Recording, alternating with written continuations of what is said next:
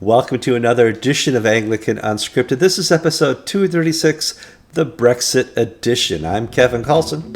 And I'm George Conger. Today's July 2nd, 2016.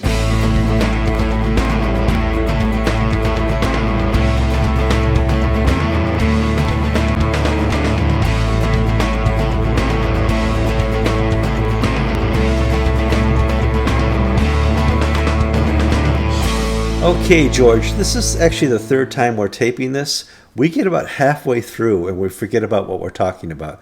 Mostly because the sun is shining, it's Independence Day weekend. Over here, the beach is full of people with grills, and I want to be out there. So we need to kind of hurry this along, but we need to keep focused the whole time. So here's the two things we're going to cover. I'm going to talk about the ACNA meeting down in Charleston. They had a little provincial council meeting. And then we're going to talk a little bit about Brexit. But let me forewarn you, we're not experts on UK politics. We're actually going to do a kind of analysis and parallel to how Anglicans are now leaving the Church of England's desire to be the leadership function of the Anglican Communion. That's complicated. We'll get to it. All right, George, I was in Charleston last week and happy to be there. It's my church, the ACNA, and nothing but good news. More baptisms, more adult baptisms, planting churches, growing province. And you and I, as reporters, know that just based on recent history, viewers of Anglican TV, readers of Anglican Ink., people on Facebook look for a little bit of controversy, a teeny bit. And thankfully, they used women's ordination this week to fill the gap. But I was down there, and there was really no controversy, George. Friend, I've received a number of emails from our readers saying, "Why have you not reported the momentous news that the College of Bishops approved the election of Jim Hobby as Bishop of Pittsburgh?" Sure. Fair comment. Well, and I need to respond as sweetly as possibly as I can, but I'm not reporting the sun is rising tomorrow. There are certain things that are just non-controversial, non-newsworthy. I'll eventually post something about it just as a little piece. Well, let's let people know that we have stories that, kind of make the weekly on Friday or Saturday. You post a dozen stories of stuff that kind of gathered up. And then there's the immediate need to know stories, that you can't wait to post about. But we're going to talk about how even the need to know stories are kind of boring now. Well, good news doesn't sell newspapers. Good news doesn't drive internet traffic. Good news, people like to know that it's out there, but they don't read it. Mm-hmm. And unless you start reading it, folks, you can't blame the medium for the message because viewers drive what the message is. I could write a story about corruption in the Church of South India every single day. Now, nobody wants to read that, so I only do it once a month. And I get it all in as I can. But, there's certain things that are timely and immediate. And the ACNA, because everything's going so well, they don't have some really cutting-edge news. But it's not just good news doesn't sell. If you change sells, controversy sells, perhaps something different is going to sell. I'll give you an example of bad news. No, this is stupid news, not bad news. Stupid news. The Episcopal Church is once again changing some of its doctrinal formulations. We used to believe in one Lord, one faith, one baptism. We now believe in one Lord, one faith, one toilet. The presiding bishop and the president of the House of Deputies put out a letter saying that Christ died so that all may use the same bathroom. They're urging North Carolina to repeal its transgender bathroom laws.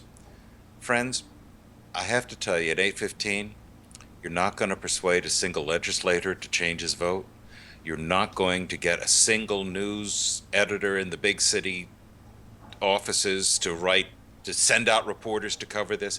It's so predictably silly that it's not really news. I'll get around to posting it, and we'll get some people posting outraged comments. Oh, those dumb Episcopalians. but nobody is surprised nor nobody is influenced by such a story. And so consistently good news and consistently dumb news after a certain point don't sell. They don't sell. We don't post it, and well, we actually do post the Jim hobby stories, but we don't do it the day of. There's good news is you have the thing where on Friday and Saturday you post lots of the stories that collected over the week. You're a busy guy. You work 60 hours a week as a priest. We can't expect boom, boom, boom, boom, boom you to put stories out. I do, but yeah, that's just because I run the thing. And so we're in this issue that if Jim hobby gets approved, it's not going to show up right away. If the Episcopal Church does something just stupid but expected, it's not going to show up right away. If the If Episcopal the Church, House, yeah, go ahead. if the College of Bishops had a long drawn out fight over the fact that Jim Hobby supports women's ordination, and therefore some bishops didn't want to approve that, that would be newsworthy. But we That's what they already do on know they're Facebook. divided.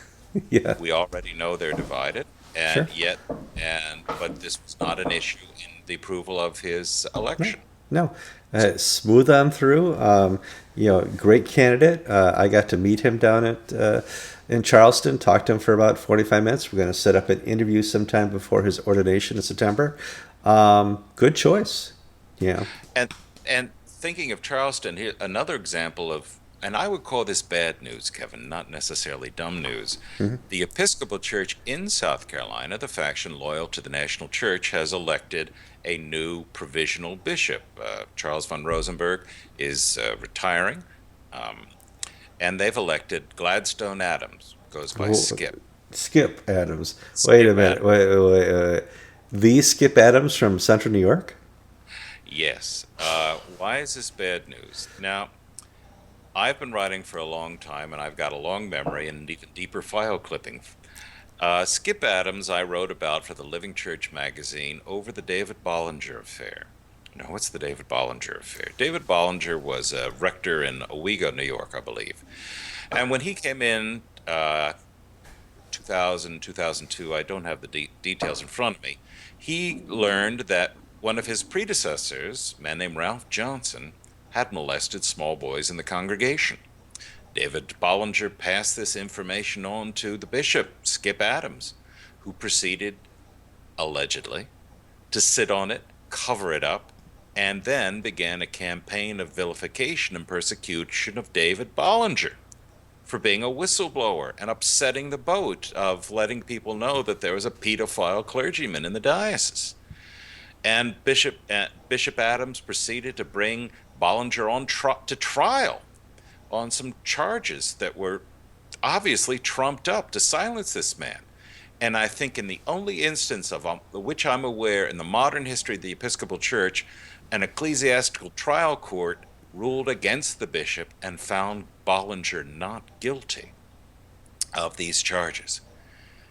This is the man who also, during his tenure, saw his diocesan numbers go from 20,000 to 13,000. This is the man who refused to sell Matt Kennedy his old church, but instead allowed a Muslim group to buy it. This is the man the Episcopal Church in South Carolina has hired to lead them into growth and new opportunities. Joy. They picked the right guy for the job. So Oh, well, there are excellent bishops in the Episcopal Church. There are bishops who are hardworking, who are charismatic, who on the left and the right are great administrators, competent leaders, profound theologians, and then there are Charles Benison level bishops. I don't think I'll need to say no, any more. that's about it. So let's move on and talk a little bit about the Brexit. When you're talking about bad news doesn't sell and stuff like that, or sells. I think with all the good news, you and I are going to have to transition in how to report on good news because that seems to be happening in larger portions of the church because there's a Brexit going on. And we learned at the ACNA meeting that there's going to have another GAFCON 3, and they're going to take it back to Jerusalem, George. Yes, 2018, we don't have the dates yet, but be assured, Kevin and George will be there, gavel to gavel coverage. Definitely. But what is fascinating, 2008 was the first GAFCON meeting, and that was held in the shadow of Lambeth Hmm. 2008.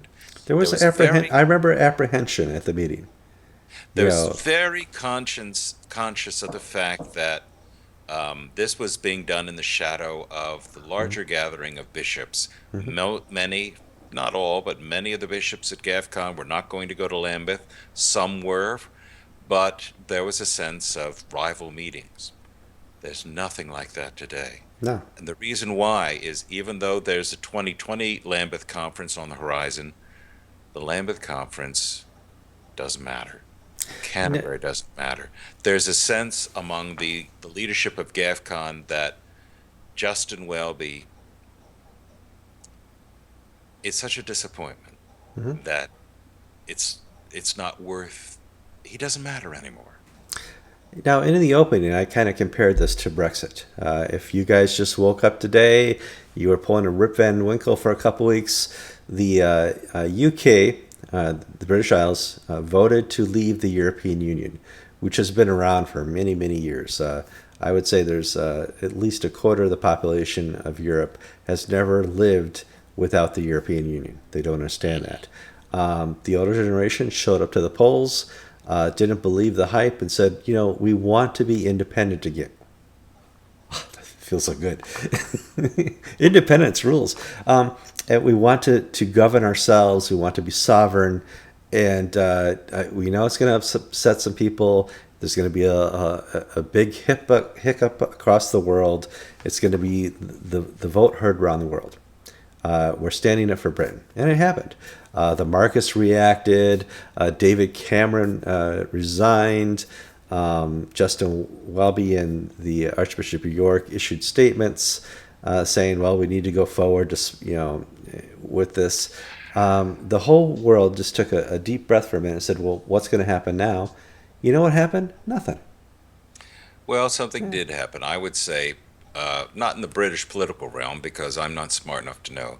No, But I'll talk that's above about our. the Justin Welby realm, and I think Sure. I'll do that while I talk about Justin Welby. Justin Welby, before the Brexit vote, gave his support, as did the House of Bishops, individual bishops of the Church of England. They joined the establishment and were politically supporting one outcome, and they lost. And Gavin Ashenden wrote an op-ed piece for Anglican Inc. pointing out the fact that David Cameron had to resign because of his political failure, while Justin Welby and Johnson Tamu, who were political before the vote, released a statement after the vote saying, now it's the time to be pastoral and not to engage in partisan politics. Well, what had they been doing before? So, not only should Justin push in his collar and wear Yes. the clergy collar properly. Well, can we send him Velcro or some type of glue that just holds the collar in? Because I think every time he turns his head 3 or 4 times, the collar comes out at least as far as putting two Now, fingers in there. now, let's compare this really to this recent letter on transgender bathrooms put out by the presiding bishop. Nobody cares about So, Michael Curry. They like Michael Curry. Some people don't, but they listen to him on moral issues and racism issues, things that are directly concerned with the life of the church. We may not disagree with him, but his voice is important and very loud. Justin Welby and Johnson Tamu, nobody listens to them on political issues. Nobody listens to them anymore on moral issues. You see, we've got lots of little stories in the Church of England. Basically, there are gay marriages happening all the time with clergy officiating. hmm? And the local bishops are finding ways to squirm and worm around this. They're being creating facts on the ground. And Justin Welby is preaching calm, peace, love, and yet both sides continue to go. Welby is think of all the euphemisms. Is a broken reed. He shot his bolt. Lost his He's voice. Yeah, all lost those his things. voice. Yeah. So now, GAFCON 2018 will take place, and if Belgium wants to see a little video of meetings, I lost your audio again. It'll come back in a second. We're going to have to buy George a new mic this week. So if you want to go to anglican.inc/donate to help purchase it, we'll do that. Why don't you unplug it real quick and see if that helps? I got a new piece of equipment that I've been saving up for here at, sounds like it popped in, at Anglican TV. It's a Skype box. It's what Fox News, CNN use when they do Skype. It's a professional Skype recorder, but it expects that we have professional equipment. We're not there yet.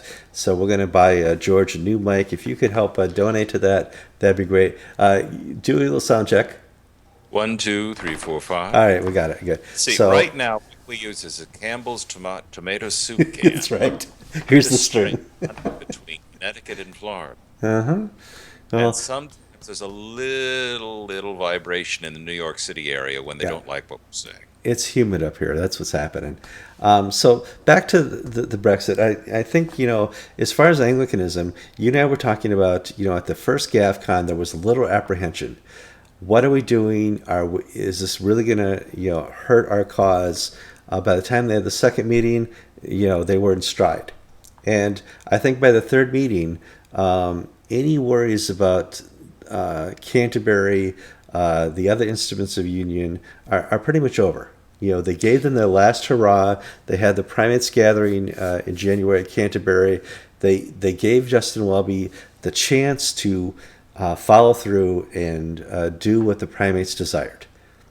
Instead, Justin Welby took the rope and hung his office.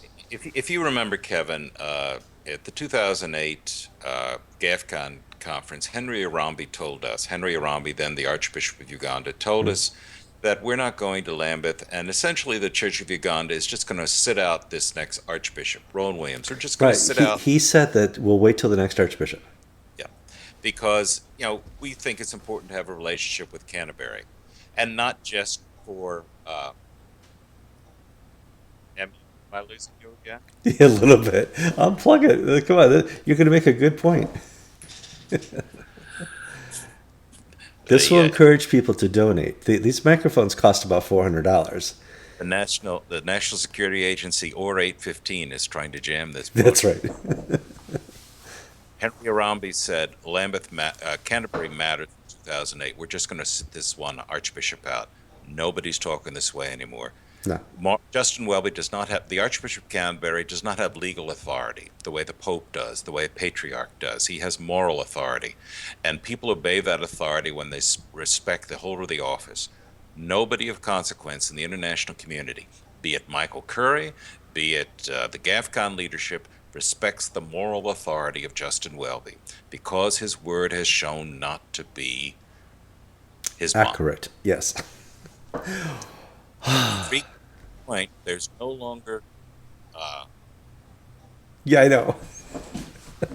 When you've reached, there's no longer the need to listen to what he has to say. No, now, this is not against the man's personal character. This is about his leadership of an office, and people like him. He's a pleasant, genial fellow. Whether he's been badly advised, whether he has bad advisors, whether he's badly communicated his thoughts, whether people speak a different form of English than he does so that what he says is not what he meant or they misunderstood him, I can't explain it. But the consequence, based upon our conversations with the leaders of the international church, is that Justin Welby's a broken reed. Broken reed, and I think it's time for the Anglican Communion to have its Independence Day. I'm Kevin Carlson. And I'm George Conger, and you've been watching episode 236 of Anglican Unscripted.